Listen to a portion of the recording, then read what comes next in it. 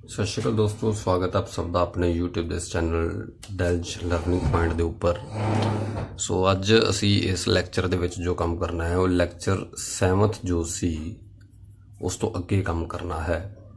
ਇਹ ਕਨੈਕਟਡ ਹੈ previous lecture ਦੇ ਨਾਲ, ਬਟ ਈਜ਼ੀਲੀ ਸਮਝ ਆ ਜਾਏਗਾ ਅਗਰ ਤੁਸੀਂ ਪੁਰਾਣਾ ਲੈਕਚਰ ਨਹੀਂ ਦੇਖਿਆ ਤਾਂ ਵੀ। ਸੋ ਇਸ ਦੇ ਵਿੱਚ ਪੁਰਾਣੇ ਲੈਕਚਰ ਨੂੰ ਹੀ ਅੱਗੇ ਜਿਹੜਾ ਹੈ ਕੰਟੀਨਿਊ ਕੀਤਾ ਜਾ ਰਿਹਾ, ਬਟ ਈਜ਼ੀਲੀ ਸਮਝ ਆ ਜਾਏਗਾ ਬਿਕੋਜ਼ ਇਹਦਾ ਉਹਦੇ ਨਾਲ ਕੋਈ ਲਿੰਕ ਨਹੀਂ ਹੈ, ਬਟ ਇਹ ਟੌਪਿਕ ਉਹੀ ਹੈ ਜੋ ਲੈਕਚਰ 7 ਦੇ ਵਿੱਚ ਕੀਤਾ ਗਿਆ ਸੀ। ਸੋ ਅਸੀਂ ਉੱਥੇ ਇਕੁਏਸ਼ਨਸ ਨੂੰ, ਜੋ ਇਕੁਏਸ਼ਨਸ ਪੇਅਰ ਆਫ ਇਕੁਏਸ਼ਨਸ ਹੁੰਦੀਆਂ ਨੇ ਲਾਈਕ x + y = 3 ਤੇ x - y = 2, ਇਸ ਤਰੀਕੇ ਨਾਲ ਜੋ ਇਕੁਏਸ਼ਨਸ ਸੀਗੀਆਂ ਸਾਡੀਆਂ ਸਮੀਕਰਨਾਂ ਸੀਗੀਆਂ, ਉਹਨਾਂ ਸਮੀਕਰਨਾਂ ਦੇ ਅਸੀਂ ਇਹ ਸਿੱਖਿਆ ਸੀ ਕਿ ਇੱਕ ਹੱਲ ਹੋਏਗਾ, ਅਨੇਕ ਹੱਲ ਹੋਣਗੇ ਜਾਂ ਕੋਈ ਹੱਲ ਨਹੀਂ ਹੋਏਗਾ, ਜਾਂ ਸੰਗਤ ਹੋਣਗੀਆਂ, ਰੇਖਾਵਾਂ ਸੰਪਾਤੀ ਹੋਣਗੀਆਂ ਜਾਂ ਸਮਾਂਤਰ ਹੋਣਗੀਆਂ। ਇਹ ਚੀਜ਼ਾਂ ਅਸੀਂ ਕੀਤੀਆਂ ਸੀ, ਪਰ ਇਹ ਸੀ ਕਿ ਜਦੋਂ ਇੱਕ ਹੱਲ ਹੋਏਗਾ ਸੋ ਉਹ ਹੱਲ ਕੀ ਹੋਏਗਾ, ਇਸ ਚੀਜ਼ ਨੂੰ ਸਿੱਖਣਾ ਜਿਹੜਾ ਉਹ ਬਾਕੀ ਰਹਿ ਗਿਆ ਸੀ। ਕਲੀਅਰ ਹੈ ਜੀ। ਸੋ ਆਪਾਂ ਜੋ ਅੱਜ ਕਰਨਾ ਹੈ ਕਿ ਇੱਕ ਹੱਲ ਤਾਂ ਹੈ, ਪਰ ਉਹ ਹੱਲ ਹੈ ਕਿ ਇਸ ਚੀਜ਼ ਨੂੰ ਫਾਈਂਡ ਕਰਨਾ, ਇਸ ਚੀਜ਼ ਨੂੰ ਪਤਾ ਕਰਨਾ, ਅੱਜ ਅਸੀਂ ਇਹ ਸਿੱਖਣਾ ਹੈ। ਠੀਕ ਹੈ ਜੀ। ਜੇਕਰ ਤੁਸੀਂ ਚੈਨਲ 'ਤੇ ਨਵੇਂ ਹੋ, ਜ਼ਰੂਰ ਤੁਸੀਂ ਇਸ ਚੈਨਲ ਨੂੰ ਸਬਸਕ੍ਰਾਈਬ ਕਰੋ, ਵੀਡੀਓ ਨੂੰ ਸ਼ੇਅਰ ਕਰ ਦਿਓ ਜੀ, ਅਤੇ ਵੀਡੀਓ ਨੂੰ ਲਾਈਕ ਜ਼ਰੂਰ ਕਰ ਦਿਓ। ਸੋ ਅਸੀਂ ਪਹਿਲਾਂ ਇੱਕ ਮੈਥਡ ਕਰਦੇ ਹਾਂ। ਮੰਨ ਲਓ ਕੋਈ ਵੀ ਕੁਐਸਚਨ ਹੈ, ਮੰਨ ਲਓ ਇਹੀ ਕੁਐਸਚਨ ਹੈ ਸਾਡੇ ਸਾਹਮਣੇ, ਤਾਂ ਅਸੀਂ ਕੀ ਕਰਨਾ ਹੁੰਦਾ ਹੈ, ਇਹ ਸਾਡੇ ਕੋਲ ਇੱਕ ਮੰਨ ਲਓ ਕੁਐਸਚਨ ਹੈ। ਠੀਕ ਹੈ ਜੀ, ਇਹ ਕੁਐਸਚਨ ਹੈ ਸਾਡੇ ਕੋਲ। ਸੋ ਅਸੀਂ ਇੱਥੇ ਕੀ ਕਰਨਾ, ਬੇਸਿਕਲੀ ਅਸੀਂ ਇਹ ਕਰਦੇ ਹੁੰਦੇ ਹਾਂ ਕਿ ਸਾਡਾ ਪਹਿਲਾ ਕੰਮ ਹੁੰਦਾ ਅਸੀਂ ਐਕਸ ਦੇ ਕੋਫੀਸ਼ੀਐਂਟ ਸੇਮ ਕਰਨੇ। ਕੋਫੀਸ਼ੀਐਂਟ ਮਾਨੇ ਗੁਣਾਂਕ, ਪੰਜਾਬੀ 'ਚ ਕਹਿੰਦੇ ਗੁਣਾਂਕ, ਤੇ ਇੰਗਲਿਸ਼ 'ਚ ਕਹਿ ਦਿੰਦੇ ਆਪਾਂ ਕੋਫੀਸ਼ੀਐਂਟ। ਉਹ ਸੇਮ ਕਰਨੇ, ਜਿਵੇਂ ਇਹਦਾ ਕੋਫੀਸ਼ੀਐਂਟ 1 ਹੈ, ਇਹਦਾ ਕੋਫੀਸ਼ੀਐਂਟ ਵੀ 1 ਹੈ, ਮਤਲਬ ਇਹ ਸੇਮ ਹੈਗੇ ਨੇ ਪਹਿਲਾਂ ਹੀ, ਤਾਂ ਸਾਨੂੰ ਇਹਨਾਂ ਨੂੰ ਸੇਮ ਕਰਨ ਦੀ ਕੋਈ ਲੋੜ ਨਹੀਂ ਹੈ, ਇਹ ਸੇਮ ਹੀ ਹੈਗੇ ਨੇ। ਤਾਂ ਅਸੀਂ ਕੀ ਕਰਨਾ, ਜਦੋਂ ਇਹ ਸੇਮ ਹੋ ਜਾਂਦੇ ਆ ਉਸ ਤੋਂ ਬਾਅਦ ਇਹਨਾਂ ਦੇ ਨਿਸ਼ਾਨ ਬਦਲ ਦਿਓ। ਇੱਥੇ ਪਲੱਸ ਦਾ ਨਿਸ਼ਾਨ ਹੈ ਤਾਂ ਇੱਥੇ ਮਾਈਨਸ ਕਰ ਦਿਓ, ਇੱਥੇ ਮਾਈਨਸ ਦਾ ਨਿਸ਼ਾਨ ਸੀ ਤਾਂ ਇੱਥੇ ਪਲੱਸ ਕਰ ਦਿਓ, ਇੱਥੇ ਪਲੱਸ ਦਾ ਨਿਸ਼ਾਨ ਹੈ ਤਾਂ ਇੱਥੇ ਮਾਈਨਸ ਕਰ ਦਿਓ। ਸੋ ਹੁਣ ਤੁਸੀਂ ਇਹਨਾਂ ਨਿਸ਼ਾਨਾਂ ਨੂੰ ਭੁੱਲ ਜਾਣਾ ਹੈ, ਇਹਨਾਂ ਨੂੰ ਭੁੱਲ ਜਾਓ। ਸੋ ਇਹ ਪਲੱਸ ਦੇ ਐਕਸ ਸੀ, ਇਹ ਮਾਈਨਸ ਦੇ ਐਕਸ ਸੀ, ਇਹ ਕੱਟੇ ਗਏ। ਇਹ ਪਲੱਸ ਦੇ ਵਾਈ ਨੇ, ਪਲੱਸ ਦੇ ਵਾਈ ਨੇ, ਤਾਂ ਪਲੱਸ ਦੇ 2y ਹੋ ਗਏ। ਪਲੱਸ ਦੇ 3 ਨੇ, ਮਾਈਨਸ ਦੇ 2 ਨੇ, ਪਲੱਸ ਦੇ 3 ਮਾਈਨਸ ਦੇ 2, ਤਾਂ ਪਲੱਸ ਦੇ 1 ਆ ਗਏ। ਸੋ y ਦੀ ਵੈਲਿਊ ਕੀ ਆ ਗਈ ਜੀ ਸਾਡੇ ਕੋਲ, 1/2। ਠੀਕ ਹੈ ਜੀ। ਜਦੋਂ y ਸਾਡੇ ਕੋਲ ਆ ਗਿਆ ਤਾਂ ਅਸੀਂ ਆਪਦੀ ਪਹਿਲੀ ਇਕੁਏਸ਼ਨ 'ਚ ਜਾਵਾਂਗੇ, ਉੱਥੇ ਜਾ ਕੇ ਅਸੀਂ y ਨੂੰ ਪੁੱਟ ਕਰ ਦਾਂਗੇ। ਠੀਕ ਹੈ ਜੀ। ਆਪਾਂ y ਦੀ ਜਗ੍ਹਾ 'ਤੇ 1/2 ਭਰਤਾ। x ਬਰਾਬਰ ਕੀ ਆ ਗਿਆ, 3, ਪਲੱਸ ਦੇ 1/2 ਉੱਧਰ ਜਾ ਕੇ ਹੋ ਗਏ ਮਾਈਨਸ ਦੇ 1/2। ਸੋ ਇੱਥੇ ਹੋ ਜਾਂਦੀ ਤਿਰਛੀ ਗੁਣਾ। ਸੋ 3 ਦੀ 2 ਨਾਲ ਗੁਣਾ ਹੋਈ 6, 1 ਦੀ 1 ਨਾਲ ਗੁਣਾ ਹੋਈ 1 ਬਟਾ ਆ ਗਿਆ ਜੀ 2। ਸੋ ਆਂਸਰ ਆ ਗਿਆ ਜੀ ਸਾਡਾ 5/2। ਸੋ x ਆ ਗਿਆ 5/2 ਤੇ y ਆ ਗਿਆ 1/2। ਇਹ ਸਾਡਾ ਹੋ ਗਿਆ ਜੀ ਆਂਸਰ। ਕਲੀਅਰ ਹੈ ਜੀ। ਸੋ ਇਹ ਚੀਜ਼ ਸੀਗੀ। ਮੰਨ ਲਓ ਹੁਣ ਆਪਾਂ ਕੋਈ ਹੋਰ ਕੁਐਸਚਨ ਜਿਹੜਾ ਤੁਹਾਡੇ ਸਾਹਮਣੇ ਇੱਥੇ ਚੱਕ ਲਿਆਉਂਦੇ ਆ। ਕੁਐਸਚਨ ਹੈ ਆਪਣੇ ਕੋਲ, ਜਿਵੇਂ ਆਹ ਕੁਐਸਚਨ ਹੈਗਾ ਜੀ ਆਪਣੇ ਕੋਲੇ। ਹੁਣ ਆਪਾਂ ਇਹ ਮੈਥਡ ਲੱਗਿਆ ਜੀ ਸਮਝ ਕੇ ਆਪਾਂ ਕਿਵੇਂ ਕਰਨਾ ਹੈ। ਹੁਣ ਆਪਾਂ ਕੁਐਸਚਨ ਕਰਕੇ ਦੇਖਦੇ ਹਾਂ। ਇਸ ਦਾ ਕੁਐਸਚਨ ਤੁਸੀਂ ਸਮਝੋ। ਜਿਵੇਂ ਕੁਐਸਚਨ ਆਪਣੇ ਕੋਲ ਪਹਿਲਾਂ ਹੀ ਹੈ ਇੱਥੇ, x + y = 7 ਔਰ 12x + 5y = 7। ਇਹ ਕੁਐਸਚਨ ਹੈ ਜੀ ਆਪਣੇ ਕੋਲੇ। ਸੋ ਆਪਾਂ ਇੱਥੇ ਬੇਸਿਕਲੀ ਕੀ ਕਰਨਾ ਹੈ ਕਿ ਆਪਣਾ ਕੰਮ ਜੋ ਹੈ ਉਹ ਕੀ ਹੋਏਗਾ ਕਿ x + y = ਅਗਰ 7 ਹੈ, ਠੀਕ ਹੈ ਜੀ। ਸੋ ਅਸੀਂ ਪਹਿਲਾਂ ਇਹਨਾਂ ਨੂੰ ਸੇਮ ਕਰਨਾ ਹੈ। ਸੇਮ ਕਰਾਂਗੇ ਤਾਂ ਕੀ ਹੋਏਗਾ, ਇਸ ਦੀ ਗੁਣਾ ਸਾਨੂੰ 12 ਨਾਲ ਕਰਨੀ ਪਏਗੀ। ਸੋ 12x + ਸੋ 12 ਸਾਰੀ ਦੀ ਸਾਰੀ ਰਕਮ ਨਾਲ ਹੀ ਗੁਣਾ ਹੋਏਗਾ। ਸੋ 12x + 12y = 7 × 12, 12 × 7 84। ਸੋ ਇਹ ਹੋ ਗਿਆ 12x + 5y = 7। ਫਿਰ ਅਸੀਂ ਇੱਦਾਂ ਹੀ ਲਿਖਿਆ, ਨਿਸ਼ਾਨ ਬਦਲਤੇ, ਸਾਰੇ ਪਲੱਸ ਦੇ ਸੀ ਸਾਰੇ ਮਾਈਨਸ ਦੇ ਕਰਤੇ। ਇਹ ਕੱਟਿਆ ਗਿਆ ਜੀ ਸਿੱਧਾ। 12 'ਚ 5 ਗਏ, ਬਚੇ ਜੀ 7y। 8407 ਗਏ, ਕਿੰਨੇ ਆ ਜਾਣਗੇ ਜੀ, 67 ਆ ਜਾਏਗਾ, 77 ਆ ਜਾਏਗਾ। ਠੀਕ ਹੈ ਜੀ। ਸੋ y = 77/7। ਸੋ ਆਂਸਰ ਆ ਗਿਆ ਜੀ 11। ਕਲੀਅਰ ਹੈ ਜੀ। ਜਦੋਂ y 11 ਆ ਗਿਆ, ਸੋ ਅਸੀਂ ਜਾ ਕੇ ਪਹਿਲੀ ਰਕਮ 'ਚ ਪੁੱਟ ਕਰ ਦਾਂਗੇ x + y = 7 ਤੇ x + y ਦੀ ਵੈਲਿਊ 11 ਭਰਤੀ ਜੀ, ਆ ਗਿਆ 7। ਸੋ ਇਹ ਆ ਗਿਆ ਜੀ 7 - 11, ਇਹ ਆ ਗਿਆ ਜੀ -4। ਸੋ x ਆ ਗਿਆ -4, y ਆ ਗਿਆ ਜੀ 11। ਸੋ ਇਹ ਇਸ ਤਰੀਕੇ ਨਾਲ ਕੁਐਸਚਨਸ ਜਿਹੜੇ ਆ ਉਹ ਹੱਲ ਹੁੰਦੇ ਆ। ਠੀਕ। ठीक है जी, उम्मीद है समझ आया होगा कि इनू करना किवें हुंदा है। या दूसरी टैक्नीक भी हुंदी है जी जिन्होंने असीं कह दिंदे ट्रिकी मैथड भी हुंदा है कि तुसीं बाय ऑप्शनस च जाना शुरू कर दो। तुसीं ऑप्शनस चों गए, एक्स नूं 4 पुट करिया, वाई नूं 11, 4 ते 11 15, मतलब ये तो इनू नहीं सैटिस्फाई कर रहा, मतलब ये आंसर नहीं हो सकता। एक्स 4 है, वाई माइनस के 11 है, 4 माइनस 11 माइनस के 7 आउणगे, मतलब ये भी ऑप्शन नहीं हो सकता। माइनस के 4 माइनस के 11 तो माइनस के 15 होए, मतलब ये इत्थे नहीं, मतलब बी ऑप्शन ही बचे हुए सीधा आंसर है। सो बाय ऑप्शन भी जा सकते हो तो बाय इस मैथड दे भी जा सकते हो। क्लीयर है जी। जिवें नैक्सट क्वेश्चन है साडे कोल, आ क्वेश्चन है मैं सही लिख देना। 3x माइनस वाई बराबर 3 सी जी, 7x प्लस 2y बराबर 20 है। सो इनू हल करना है। सो मैं तुहानूं यही कहा कि सब तो पहला असीं x दे कोफिशिएंट सेम कर लेने हैं।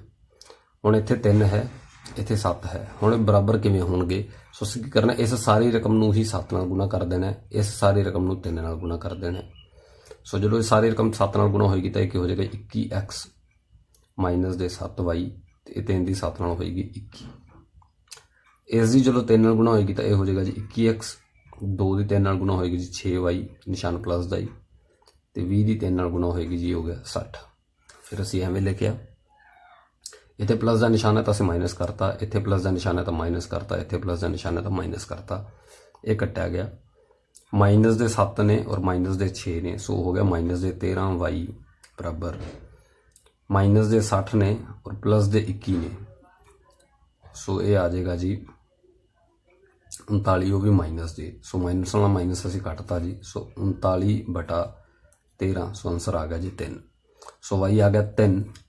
सो असीं हुण इत्थे भर दांगे पहली इक्वेशन दे विच 3x माइनस वाई बराबर 3 सी, इत्थे असीं वाई नूं 3 भर दांगे बराबर 3, 3x बराबर 3 माइनस के 3 उधर जाके प्लस के 3, 3x बराबर 6 हो गया जी, और x बराबर 6/3, तो कट के आंसर आ गया जी 2।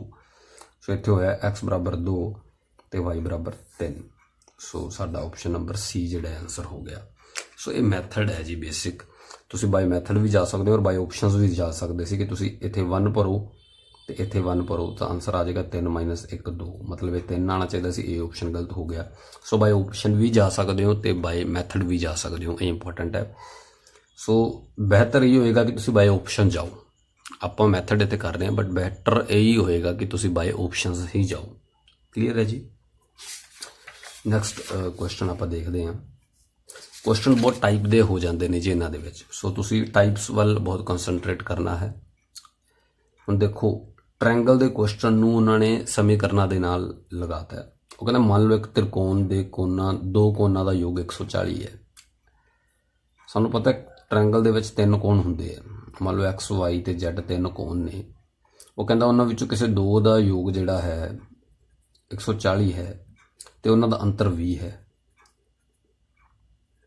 अंतर उन्हां दा 20 है। सो उन्हां दे कोण दसो की हो सकते हैं।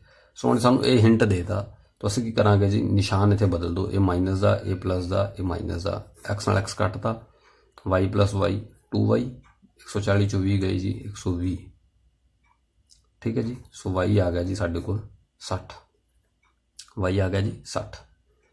सो साडे कोल सी एक्स प्लस वाई बराबर 140, असीं एक्स दे विच 60, वाई नूं 60 भरता 140, एक्स बराबर 140 माइनस 60 बराबर आ गया जी 80। सो एक आ गया 80, एक आ गया 60,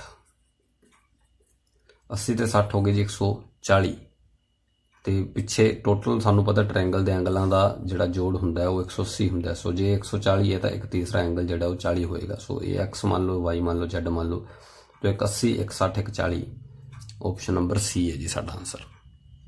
ठीक है जी। सो ऑप्शन जी समीकरणों की हैल्प नाल देखो इस तरीके के क्वेश्चन भी जोड़े तुहाडे सामने आ सकते हैं। सो इक्वेशनस नूं सॉल्व करना तुहानूं आउणा चाहिए है। इत्थे हुण देखो इत्थे कोई बाय ऑप्शनस नहीं सी तुसीं जा सकते। सो इत्थे तुहानूं इक्वेशन सॉल्व करनियां ही आउणियां चाहिए। सो इक्वेशन सॉल्व करने का मैथड तुहाडे कोल होना जरूर चाहिए। क्लीयर है जी। नैक्सट क्वेश्चन जिहड़ा आपां देखदे हां कि 49 रुपए नूं 150 बच्चों में वंडिया जाता है। 49 रुपए नूं 150 बच्चों के वंडिया गया है तो हर कुड़ी नूं 50 पैसे दिते गए ने तो मुंडे नूं 25 पैसे मिल गए ने। सो मुंडिया की संख्या दसो कितनी है। ਜਾਂ ਹੋ ਸਕਦਾ ਕੱਲ੍ਹ ਨੂੰ ਪੇਪਰ 'ਚ ਪੁੱਛ ਲਿਆ ਜਾਏ ਕਿ ਕੁੜੀਆਂ ਦੀ ਸੰਖਿਆ ਕਿੰਨੀ ਹੈ। ਠੀਕ ਹੈ ਜੀ। ਸੋ ਇਹ ਕੋਈ ਵੀ ਕੁਐਸਚਨ ਹੋ ਸਕਦਾ। ਸੋ ਪਹਿਲੀ ਚੀਜ਼ ਅਸੀਂ ਦੇਖਣੀ ਹੈ, ਮੰਨ ਲਓ ਮੁੰਡੇ ਜਿਹੜੇ ਨੇ ਉਹ ਐਕਸ ਨੇ ਅਤੇ ਕੁੜੀਆਂ ਜਿਹੜੀਆਂ ਨੇ ਵਾਈ ਨੇ। ਠੀਕ ਹੈ ਜੀ। ਮੰਨ ਲਓ ਆ ਬॉय ਹੈ, ਇਹ ਗਰਲ ਹੈ, ਇੱਦਾਂ ਲਗਾ ਲਓ। ਸੋ ਕੀ ਹੋਇਆ, ਬੀ ਪਲਸ ਜੀ, ਬॉय ਪਲਸ ਗਰਲ। ਠੀਕ ਹੈ ਜੀ। ਉਹਨੇ ਕਿ 150 ਬੱਚੇ ਸੀਗੇ, ਤਾਂ ਮਤਲਬ ਬॉय ਪਲਸ ਗਰਲ ਦੋਨੋਂ 150 ਸੀਗੇ। ਠੀਕ ਹੈ ਜੀ। ਹੁਣ ਕੀ ਹੋਇਆ, ਬॉय ਨੂੰ 25 ਪੈਸੇ ਮਿਲਦੇ ਪਏ ਆ, ਮਤਲਬ ਚੌਥਾ ਹਿੱਸਾ ਮਿਲਦਾ ਪਿਆ ਰੁਪਏ ਦਾ। ਸੋ ਬॉय ਨੂੰ 1/4 ਮਿਲਿਆ ਅਤੇ ਗਰਲ ਨੂੰ 50 ਪੈਸੇ, ਮਤਲਬ ਗਰਲ ਨੂੰ 1/2 ਮਿਲਿਆ। ਠੀਕ ਹੈ ਜੀ। ਅਤੇ ਟੋਟਲ ਕਿੰਨਾ ਸੀਗਾ, 49, ਮਤਲਬ ਟੋਟਲ 49 ਰੁਪਏ ਮਿਲੇ ਨਾ ਇਸ ਤਰੀਕੇ ਨਾਲ। ਬॉय ਨੂੰ 1/4 ਮਿਲਿਆ, ਗਰਲ ਨੂੰ 1/2 ਮਿਲਿਆ, ਅਤੇ ਟੋਟਲ ਕਿੰਨੇ ਰੁਪਏ ਸੀ, 49 ਰੁਪਏ ਵੰਡੇ ਗਏ, ਬਸ ਖਤਮ। ਕਲੀਅਰ ਹੈ ਜੀ। ਸੋ ਇਹ ਹੋ ਗਿਆ ਜੀ B/4, ਇਹ ਹੋ ਗਿਆ ਜੀ G/2, ਇਹ ਹੋ ਗਿਆ ਜੀ 49। ਠੀਕ ਹੈ ਜੀ। ਐਲਸੀਐਮ ਲੈਣਾ ਅਸੀਂ HCF ਐਲਸੀਐਮ ਵਾਲੀ ਵੀਡੀਓ ਦੇ ਵਿੱਚ ਤੁਹਾਨੂੰ ਸਿਖਾਇਆ ਹੋਇਆ ਹੈ ਕਿ ਐਲਸੀਐਮ ਕਿਵੇਂ ਲਈਦਾ। 4 ਅਤੇ 2 ਜਦੋਂ ਦੋਵੇਂ ਇੱਕੋ ਪਹਾੜੇ ਦੇ ਹੋਣ ਤਾਂ ਵੱਡੀ ਵਾਲੀ ਰਕਮ ਨੂੰ ਲਿਖ ਲਿਆ ਜਾਂਦਾ ਹੈ 4। ਸੋ ਇੱਥੇ 4 ਨੂੰ 4 ਨਾਲ ਭਾਗ ਕੀਤਾ 1, ਔਰ 1 ਉੱਪਰ ਗੁਣਾ ਹੋ ਗਿਆ ਤਾਂ B ਦਾ B ਹੀ ਆ ਗਿਆ। 4 ਨੂੰ 2 ਨਾਲ ਭਾਗ ਕਰਵਾਇਆ 2, ਅਤੇ 2 ਉੱਪਰ ਗੁਣਾ ਹੋ ਜਾਏਗਾ, ਸੋ ਹੋ ਗਿਆ 2G ਬਰਾਬਰ ਆ ਗਿਆ ਜੀ 49। ਸੋ ਇਹ ਹੋਗਾ ਜੀ B + 2G ਬਰਾਬਰ 49 ਗੁਣਾ 4, B + 2G ਬਰਾਬਰ ਆ ਗਿਆ ਜੀ 196। ਠੀਕ ਹੈ ਜੀ। ਇੱਕ ਇਕੁਏਸ਼ਨ ਆਪਣੇ ਕੋਲ ਸੀਗੀ B + G ਬਰਾਬਰ 150 ਦੀ। ਸੋ ਇਹ ਦੋ ਇਕੁਏਸ਼ਨਾਂ ਸੀ ਸਾਡੇ ਕੋਲ, ਔਰ ਅਸੀਂ ਕਹਿੰਦੇ ਹਾਂ ਪਹਿਲੇ ਵਾਲਾ ਸੇਮ ਹੋਣਾ ਚਾਹੀਦਾ। ਸੋ ਅਸੀਂ ਇਹਨੂੰ ਮਾਈਨਸ ਔਰ ਇਹਨੂੰ ਮਾਈਨਸ, ਆ ਕੱਟਿਆ ਗਿਆ 2G ਚੋਂ ਇੱਕ G ਗਿਆ, G ਬਚਿਆ 196 ਚ 150 ਗਏ ਜੀ, ਟੋਟਲ ਆ ਗਿਆ 46। ਠੀਕ ਹੈ ਜੀ। ਸੋ G ਆ ਗਿਆ 46, G 46 ਆ ਗਿਆ। ਸੋ ਸਾਨੂੰ ਪਤਾ B + G ਟੋਟਲ 150 ਸੀਗੇ, ਤਾਂ ਅਗਰ ਗਰਲ 46 ਨੇ ਤਾਂ ਬॉय ਕਿੰਨੇ ਹੋ ਗਏ, 150 ਚੋਂ 46 ਗਏ ਜੀ, ਟੋਟਲ ਆ ਗਿਆ 104। ਤਾਂ ਟੋਟਲ ਬॉयਜ਼ ਜਿਹੜੇ ਸੀਗੇ ਉਹ 104 ਸੀਗੇ। ਅਗਰ ਕੱਲ੍ਹ ਨੂੰ ਪੁੱਛ ਲਿਆ ਜਾਂਦਾ ਗਰਲਸ ਕਿੰਨੀਆਂ ਸੀ, ਸੋ ਉਹ 46 ਹੋਣਗੀਆਂ। ਠੀਕ ਹੈ ਜੀ। ਸੋ ਇਸ ਤਰੀਕੇ ਨਾਲ ਤੁਸੀਂ ਕੁਐਸਚਨਸ ਕਰਨੇ ਆ। ਮੈਂ ਐਲਸੀਐਮ ਫਿਰ ਰਿਪੀਟ ਕਰ ਦੇਣਾ, ਜਦੋਂ ਦੋਨੋਂ ਇੱਕੋ ਪਹਾੜੇ ਦੇ ਹੁੰਦੇ ਨੇ ਸੋ ਵੱਡੇ ਵਾਲੀ ਰਕਮ ਆਉਂਦੀ ਹੈ ਜੀ ਨੀਚੇ, ਔਰ ਬਾਅਦ 'ਚ ਇਹਨੂੰ ਇਹਦੇ ਨਾਲ ਕਰੋ ਭਾਗ, ਜੋ ਬਚਿਆ ਉਹਨੂੰ ਉੱਪਰ ਗੁਣਾ, ਇਹਨੂੰ ਇੱਧਰ ਕਰੋ ਭਾਗ, ਜੋ ਬਚਿਆ ਉਹਨੂੰ ਕਰ ਦਿਓ ਉੱਪਰ ਗੁਣਾ। ਸੋ ਇਸ ਤਰੀਕੇ ਨਾਲ ਜਿਹੜੇ ਹੈ ਉਹ ਕੁਐਸਚਨਸ ਹੋ ਜਾਂਦੇ ਨੇ। ਕਲੀਅਰ ਹੈ ਜੀ। ਉਸ ਤੋਂ ਬਾਅਦ ਅਸੀਂ 5th ਕੁਐਸਚਨ ਦੇਖਦੇ ਹਾਂ ਜੀ ਕਿ ਇੱਕ ਪਿਤਾ ਦੀ ਉਮਰ ਉਸ ਦੇ ਬੇਟੇ ਦੀ ਉਮਰ ਦਾ 3 ਗੁਣਾ ਹੈ। ਮੰਨ ਲਓ ਪਿਤਾ ਦੀ ਉਮਰ, ਬੱਚੇ ਦੀ ਉਮਰ x ਹੈ, ਸੋ ਉਸਦੇ ਪਿਤਾ ਦੀ ਉਮਰ ਹੋਊਗੀ ਜੀ 3x। ਠੀਕ ਹੈ ਜੀ। 12 ਸਾਲ ਬਾਅਦ ਉਸਦੀ ਉਮਰ ਉਸਦੀ ਬੇਟੇ ਦੀ ਉਮਰ ਦਾ ਦੁੱਗਣਾ ਹੋ ਜਾਵੇਗੀ। 12 ਸਾਲ ਬਾਅਦ ਇਹ ਕੀ ਹੋਏਗਾ, x + 12, ਇਹ ਕੀ ਹੋਏਗਾ 3x + 12। ਮਤਲਬ ਜਿੰਨੀ ਵੀ ਉਮਰ ਸੀ ਉਸ ਮੁੰਡੇ ਦੀ ਉਹਦੇ 'ਚ 12 ਜੋੜਤਾ, ਉਸਦੇ ਬਾਪ ਦੀ ਜਿੰਨੀ ਉਮਰ ਸੀ ਉਹਦੇ ਵਿੱਚ ਅਸੀਂ 12 ਜੋੜਤੇ। ਠੀਕ ਹੈ ਜੀ। ਪਰ ਉਹ ਕਹਿੰਦਾ 12 ਸਾਲ ਬਾਅਦ ਹੁੰਦਾ ਕੀ ਹੈ, ਇਹ ਵਾਲੀ ਜਿਹੜੀ ਉਮਰ ਹੈ ਨਾ, ਜਿਹੜੇ ਉਸਦੇ ਬਾਪ ਦੀ ਉਮਰ ਹੈ, ਇਹ ਦੁੱਗਣੀ ਹੋ ਜਾਂਦੀ ਹੈ ਉਸਦੇ ਬੇਟੇ ਦੀ ਉਮਰ ਦੀ। ਸੋ ਇਹ ਇੱਕ ਉਹਨੇ ਰਿਲੇਸ਼ਨ ਦੱਸਤਾ, ਇੱਕ ਰਿਲੇਸ਼ਨਸ਼ਿਪ ਦੱਸਤਾ ਇਸ ਅੰਕੜੇ ਦੇ ਵਿੱਚ। ਠੀਕ ਹੈ ਜੀ। ਸੋ ਅਸੀਂ ਇਹਨੂੰ ਹੱਲ ਕਰਨਾ ਬਸ ਕੱਲਾ। 3x + 12 ਬਰਾਬਰ 2 ਦੀ x ਨਾਲ ਗੁਣਾ ਹੋਈ ਜੀ 2x, ਪਲੱਸ 2 ਦੀ 12 ਨਾਲ ਗੁਣਾ ਹੋਈ ਜੀ 24। ਸੋ 3x x ਵਾਲੇ ਇੱਕ ਪਾਸੇ ਕਰ ਲੈਣੇ ਆ। ਸੋ ਇਹ ਪਲੱਸ ਦੇ 2x ਇੱਧਰ ਆ ਕੇ ਹੋ ਗਏ ਜੀ ਮਾਈਨਸ ਦੇ 2x, ਪਲੱਸ ਦੇ 24 ਸੀ ਜੀ ਇੱਧਰ, ਔਰ ਪਲੱਸ ਦੇ 12 ਉੱਧਰ ਜਾ ਕੇ ਹੋ ਗਏ ਜੀ ਮਾਈਨਸ ਦੇ 12। 3x ਚੋਂ 2x ਗਏ, 1x ਬਚ ਗਿਆ, 24 ਚੋਂ 12 ਗਏ 12। ਸੋ ਉਹਨਾਂ ਨੇ ਪੁੱਛਿਆ ਸੀ ਬੱਚੇ ਦੀ ਵਰਤਮਾਨ ਆਯੂ ਦੱਸੋ ਬੇਟੇ ਦੀ, ਸੋ ਉਹ 12 ਆ ਗਈ। ਅਗਰ ਉਹ ਪੁੱਛਦੇ ਬਾਪ ਦੀ ਵਰਤਮਾਨ ਆਯੂ ਕਿੰਨੀ ਸੀ, ਤਾਂ ਬਾਪ 3 ਗੁਣਾ ਵੱਡਾ ਸੀ ਉਸ ਤੋਂ, ਤਾਂ ਬਾਪ ਦੀ 36 ਸੀ। ਸੋ ਫਿਰ ਆਂਸਰ 36 ਹੋਣਾ ਸੀ, ਬੇਟੇ ਦੀ ਉਮਰ 12। ਸੋ ਇਸ ਤਰੀਕੇ ਨਾਲ ਵੀ ਹੱਲ ਹੋ ਜਾਂਦੇ ਨੇ ਕੁਐਸਚਨਸ। ਉਸ ਤੋਂ ਬਾਅਦ ਜੀ 2 ਇੱਕ ਅੰਕ ਵਾਲੀ ਸੰਖਿਆਵਾਂ ਦਾ ਯੋਗ 9 ਹੈ। ਮਤਲਬ 2 ਸੰਖਿਆਵਾਂ ਨੇ ਜਿਨ੍ਹਾਂ ਦਾ ਯੋਗ ਜਿਹੜਾ 9 ਹੈ ਤੇ ਅੰਤਰ 3 ਹੈ।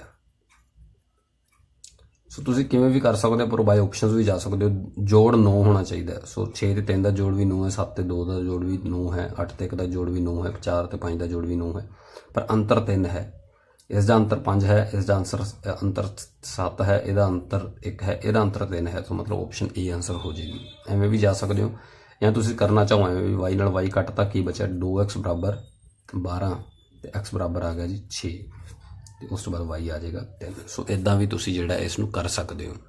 ਕਲੀਅਰ ਹੈ ਜੀ। ਬੜੇ ਈਜ਼ੀ ਕੁਐਸਚਨਸ ਜਿਹੜੇ ਹੁੰਦੇ ਨੇ, ਪਰ ਇਹ ਤੁਸੀਂ ਸੋਚਣਾ ਹੁੰਦਾ ਕਿ ਤੁਸੀਂ ਕਿਸ ਤਰੀਕੇ ਦੀ ਅਪਰੋਚ ਉਹਦੇ 'ਤੇ ਲਗਾਉਣੀ ਹੈ। ਉਹ ਕੁਐਸਚਨਸ ਤੁਹਾਡੇ ਕੋਲ ਸਮੀਕਰਨਾਂ ਦੇ ਵਿੱਚੋਂ ਆਇਆ, ਇਹ ਇੰਪੋਰਟੈਂਟ ਹੈ ਵੀ ਤੁਹਾਨੂੰ ਪਤਾ ਹੋਣਾ ਚਾਹੀਦਾ ਕਿ ਕੁਐਸਚਨਸ ਕਿੱਥੋਂ ਆਇਆ ਹੈ। ਸੋ ਅਸੀਂ ਬੇਸਿਕ ਜੋ ਇਹਦੇ ਵਿੱਚ ਚੀਜ਼ ਸਿੱਖੀ ਨਾ, ਉਹ ਚੀਜ਼ ਇਹ ਸਿੱਖੀ ਕਿ ਸਾਡਾ ਜੋ ਮੈਥਡ ਹੈ ਉਹ ਸਾਨੂੰ ਆਉਣਾ ਚਾਹੀਦਾ ਹੈ। ਤੋ ਅਸੀਂ ਇਹ ਵਾਲਾ ਟੌਪਿਕ ਕੀਤਾ ਹੈ ਪੇਅਰ ਆਫ ਇਕੁਏਸ਼ਨਸ, ਤੇ ਮੈਨੂੰ ਨਹੀਂ ਲੱਗਦਾ ਇਹਦੇ ਵਿੱਚ ਪਿਛਲੀ ਵੀਡੀਓ ਦਾ ਕੋਈ ਯੂਜ਼ ਹੋਇਆ ਹੈ, ਬਟ ਪਿਛਲੀ ਵੀਡੀਓ ਨੂੰ ਤੁਸੀਂ ਜ਼ਰੂਰ ਦੇਖੋ। ਉਸ ਦੇ ਵਿੱਚ ਅਸੀਂ ਦੱਸਿਆ ਸੀ ਕਿ ਇੱਕ ਹੱਲ ਹੈ, ਅਨੇਕ ਹੱਲ ਹੈ, ਜਾਂ ਹੱਲ ਹੈ ਹੀ ਨਹੀਂ, ਜਾਂ ਰੇਖਾਵਾਂ ਸੰਗਤ ਨੇ, ਸੰਪਾਤੀ ਨੇ, ਜਾਂ ਸਮਾਂਤਰ ਨੇ। ਪੇਪਰ ਦੇ ਵਿੱਚ ਕੁਐਸਚਨ ਇਹਨਾਂ ਦੇ ਬੇਸ 'ਤੇ ਹੁੰਦੇ ਨੇ, ਠੀਕ ਹੈ ਜੀ। ਰੇਖਾ ਕਾਟ ਵੀ ਹੈ ਕਿ ਨਹੀਂ ਹੈ, ਇਸ ਤਰੀਕੇ ਦਾ ਸਾਰਾ ਕੁਝ ਜਿਹੜਾ ਤੁਸੀਂ ਸਿੱਖਣਾ ਸੀ ਉਹ ਤੁਸੀਂ ਦੇਖੋ। ਇਹ ਮੈਥਡ ਹੀ ਤੁਸੀਂ ਇੱਕ ਯਾਦ ਰੱਖਣਾ ਹੈ, ਜੋ ਮੈਥਡ ਇੰਪੋਰਟੈਂਟ ਹੈ ਸਾਡੇ ਲਈ। ਔਰ ਸਾਰੇ ਕੁਐਸਚਨਸ ਜਿਹੜੇ ਹੈ ਇਸ ਟੌਪਿਕ ਦੇ ਵਿੱਚੋਂ ਹੋ ਜਾਂਦੇ ਨੇ। ਮਤਲਬ ਟੋਟਲ 2 ਵੀਡੀਓਜ਼ ਦੇ ਵਿੱਚ ਜਿਹੜਾ ਹੈ ਆਪਾਂ ਸਾਰੇ ਟੌਪਿਕਸ ਨੂੰ ਇਸਦਾ ਕਵਰ ਕਰ ਲਿਆ ਹੈ। ਕੁਝ ਇੰਪੋਰਟੈਂਟ ਕੁਐਸਚਨ ਸੀ ਜੋ ਆਪਾਂ ਅੱਜ ਇਸ ਵੀਡੀਓ 'ਚ ਡਿਸਕਸ ਕਰ ਲਏ ਨੇ। ਉਮੀਦ ਹੈ ਤੁਹਾਨੂੰ ਸਾਰੀਆਂ ਚੀਜ਼ਾਂ ਜਿਹੜੀਆਂ ਸਮਝ ਆਈਆਂ ਹੋਣਗੀਆਂ। ਜੇਕਰ ਤੁਹਾਨੂੰ ਪੜ੍ਹਨਾ ਵਧੀਆ ਲੱਗ ਰਿਹਾ ਹੈ, ਜ਼ਰੂਰ ਤੁਸੀਂ ਕਮੈਂਟ ਕਰਕੇ ਦੱਸਿਆ ਕਰੋ। ਚੈਨਲ ਨੂੰ ਜ਼ਰੂਰ ਸਬਸਕ੍ਰਾਈਬ ਕਰੋ, ਚੈਨਲ ਨੂੰ ਜ਼ਰੂਰ ਸਬਸਕ੍ਰਾਈਬ ਕਰਵਾਓ। ਤੁਹਾਡੇ ਘਰ ਦੇ ਵਿੱਚ ਜਿੰਨੇ ਵੀ ਫੋਨਸ ਨੇ ਜ਼ਰੂਰ ਉਹਨਾਂ ਨੂੰ ਸਬਸਕ੍ਰਾਈਬ ਕਰੋ, ਵੀਡੀਓ ਨੂੰ ਸ਼ੇਅਰ ਕਰੋ, ਵੱਧ ਤੋਂ ਵੱਧ ਲਾਈਕ ਕਰੋ। ਜ਼ਰੂਰ ਤੁਸੀਂ ਸਬਸਕ੍ਰਾਈਬ ਕਰਨਾ ਨਾ ਭੁੱਲੋ, ਠੀਕ ਹੈ ਜੀ। ਸੋ ਇਸ ਕੇ ਅੱਜ ਦਾ ਟੌਪਿਕ, ਨੈਕਸਟ ਟੌਪਿਕ ਜਿਹੜਾ ਹੈ ਉਹ ਆਪਾਂ ਲੈ ਕੇ ਹਾਜ਼ਰ ਹੋਵਾਂਗੇ ਬਹੁਤ ਹੀ ਜਲਦੀ। ਸੋ ਧੰਨਵਾਦ ਆਪ ਸਭ ਦਾ, thank you very much. Video ਨੂੰ ਦੇਖਣ ਲਈ, ਚੈਨਲ ਨਾਲ ਜੁੜੇ ਰਹਿਣ ਲਈ, ਟੌਪਿਕਸ ਨੂੰ ਸਮਝਣ ਲਈ ਬਹੁਤ ਬਹੁਤ ਸ਼ੁਕਰੀਆ, ਧੰਨਵਾਦ, ਥੈਂਕ ਯੂ ਵੈਰੀ ਮੱਚ, ਧੰਨਵਾਦ।